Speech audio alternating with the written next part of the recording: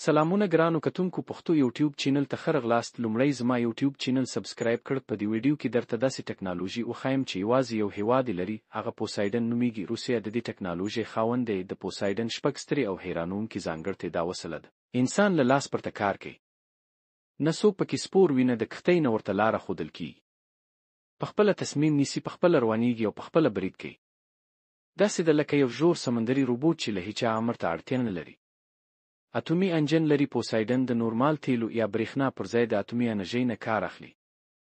دا انجن دومره ضرور دی چې وسله کولی شي له روسیې نه تر بلې قاره پورې بې له تمېدو ولاړه شي. واټن ورته محدود نه دی. اتومي بم لري. په دې وسله کې یو ډېر پیاوړی او دروند اتومي بم ځای پر ځای شوی دی. کوچۍ نه یوازې یو بندر یا ښار له منځه وړي، بلکې چاپېره سیمه هم د اوږدې مودې لپاره کړه او ناوړه کوي.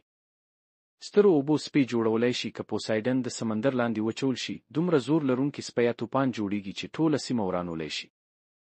دا اوبو سپکولی شي د ساحل ښارونه ویجاړ کړي، د بندرونو ساتونکي دیوالونه مات کړي او زرګونه انسانان اغېزمن کړي.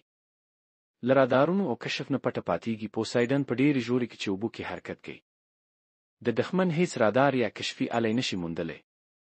پټه پاتېږي، بېستاره، او کله چې هدف ته ورسیږي بیا ناڅاپي برید کوي. دا د پټوالي له پلوه بېساري وسله ده. له ډېر لرې ځای نه برید کولی شي. پوسایډن دومره اوږده لاره وهلی شي چې له روسیې نه تر امریکا، اروپا یا هر بل لور ته پرتله هیڅ ستونزې برید وکړي.